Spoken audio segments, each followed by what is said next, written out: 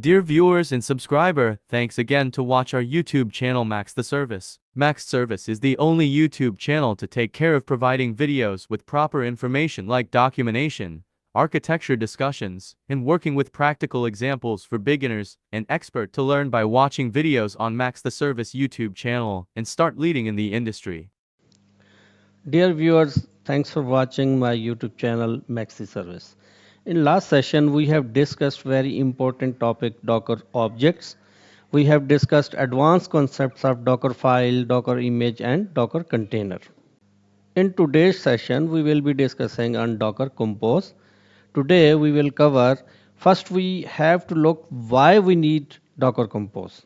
So let's see why it is important. As we have been using with our demo project and we have no any more issues and we have been running deploying and we built this project as an image and here you can see that we have also docker file defined in it.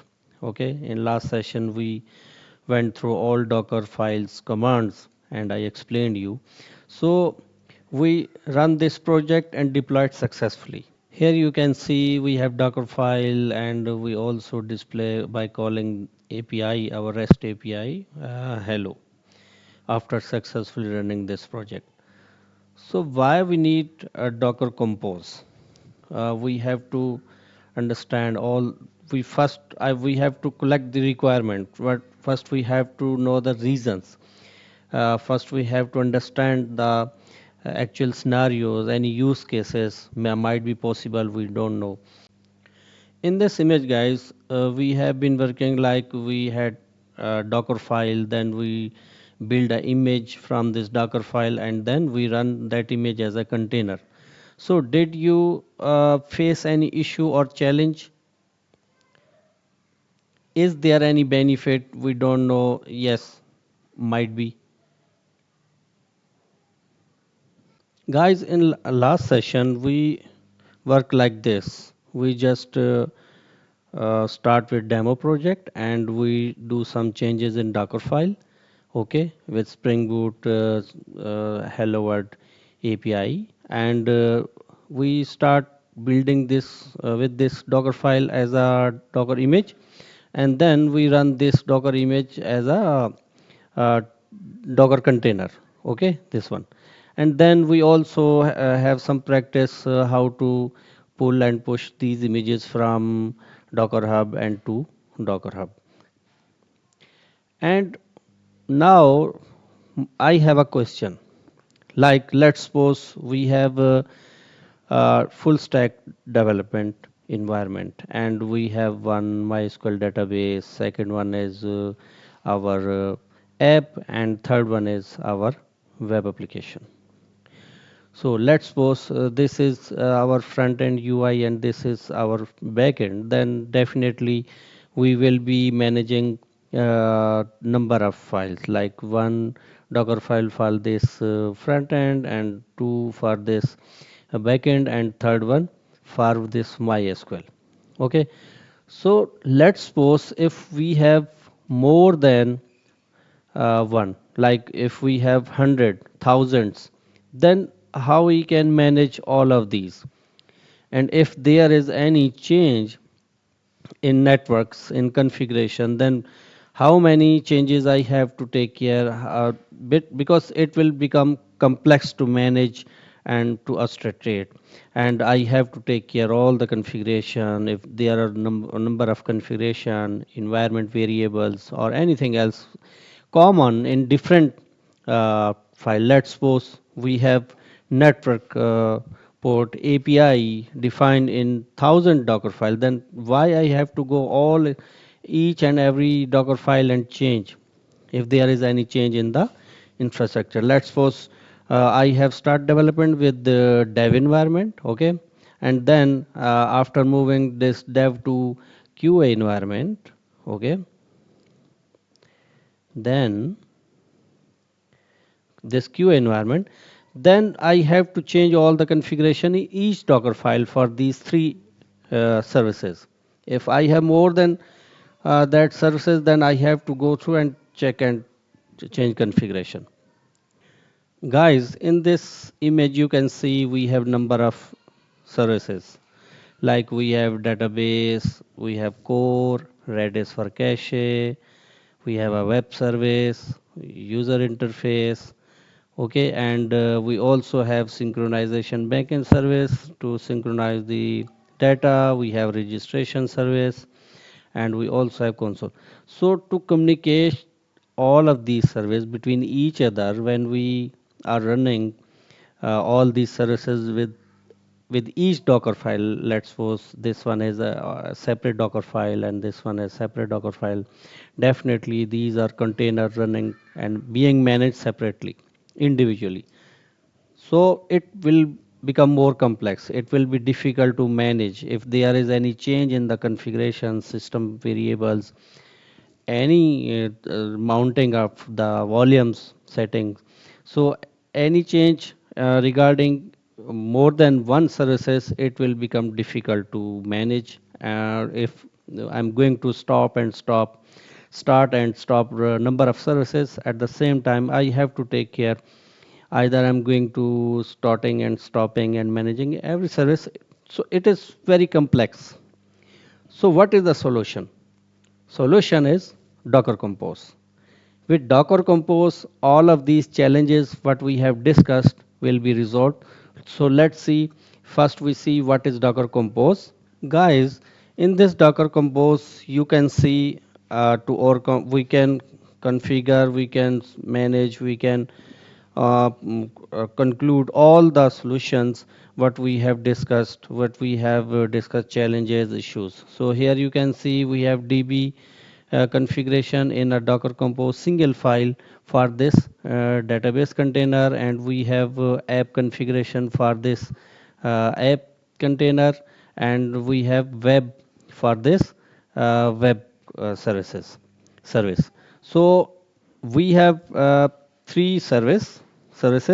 One is DB, app and web, but we have only one single file where we can configure all of these configuration within a single file, and we have covered all the challenges issue within a single file. So let's suppose we have thousands of services or images need to build and run services as a container. Then we can also configure, even we can include and we can extend these Docker Compose file within a single file. So there is no issue. So let's first discuss what is Docker Compose and what are the benefits of Docker Compose. Okay guys, what is Docker Compose? Actually, Docker Compose is a tool for defining and running multi-container applications, as we have discussed in previous slides. It is the key of unlocking a streamlined and efficient development and deployment experience. Definitely we'll be doing all of this in coming session or in this video when we doing some hands-on with some practical examples. Compose simplifies the control of your entire application stack, making it easy to manage services, networks, and volumes in a single comprehensive YAML configuration file. As I have described that we can all do all of this. We can set some network configurations, we can manage services with all of this in single YAML file. While with a single command, you create and start all services from your configuration file, which is Docker Compose file. So Compose works in all environments, production, staging, development, testing, as well as CI workflows. CI mean continuous integration. It also has commands for managing for a while life cycle of your application. Let me share all those commands as well. So guys, here are few basics command we will be using apart from rest of. So we can start, stop, and rebuild services with the Docker Compose up, down, and build. We can also view the status by Docker Compose PS. We can also log output by running compose logs, and also run a one off command on a service Docker Compose run web bash. We can replace web bash with other all other arguments. So we will be doing all of this when we start doing some examples.